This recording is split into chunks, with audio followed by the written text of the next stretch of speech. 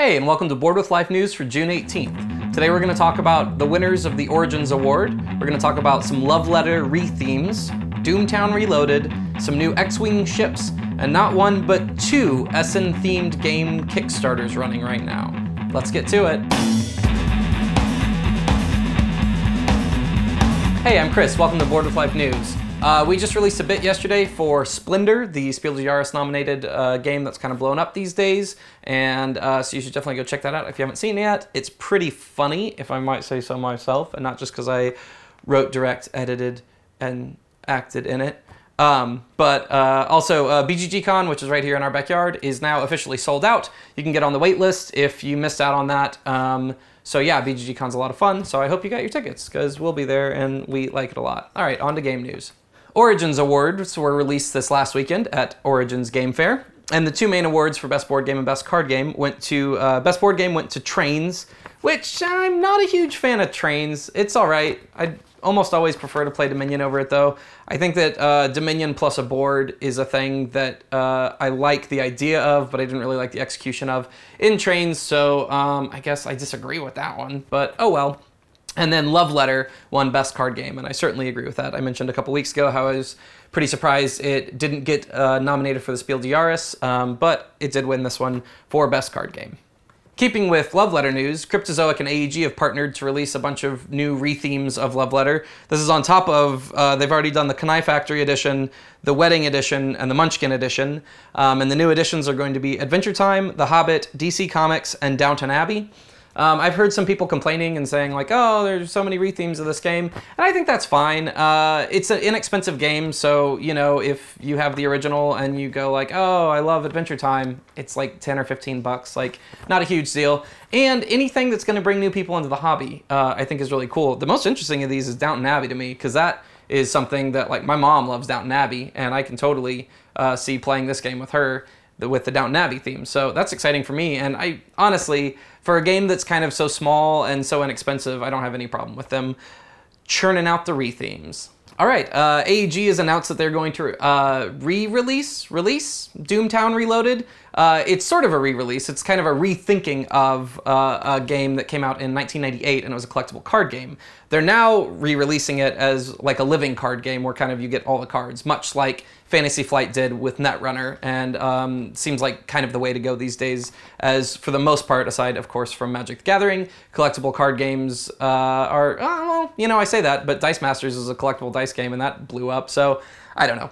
But they are doing that for Doomtown Reloaded. The theme is kind of like a Wild West meets Lovecraft theme, really great theme.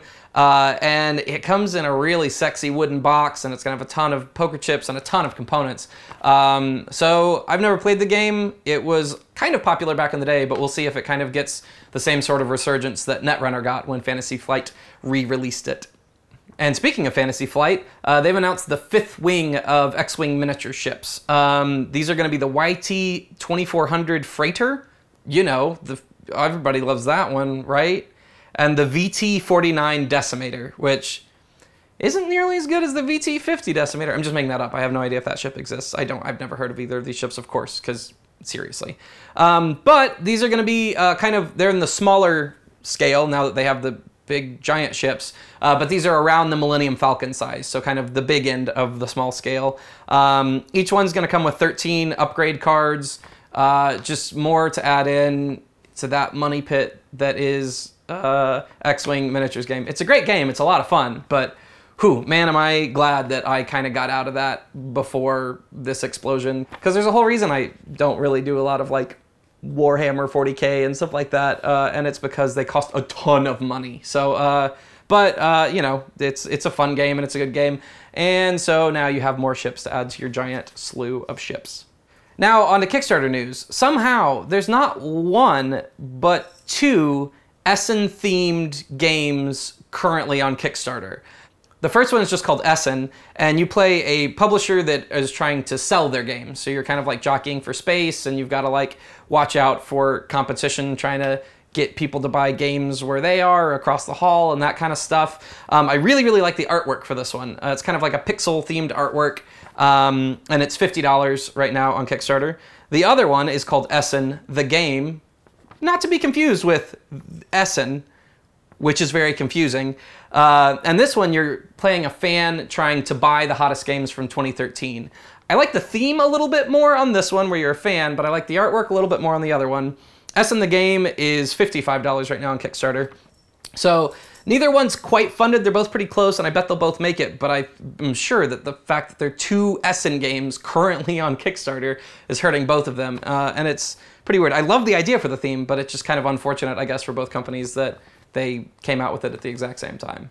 All right, that's the news for this week. Make sure to subscribe, like us on Facebook, follow us on Twitter. Let us know what you're thinking. And for the question this week, it comes from Watcher. I think Watcher. I hope Watcher, because I didn't write it well. So sorry if this is you and you're not that, but at Watcher_969 via Twitter. And they ask, which player color is the best for winning at board games? Well, it's weird that they even asked this, because obviously purple is the best for winning at board games, no question.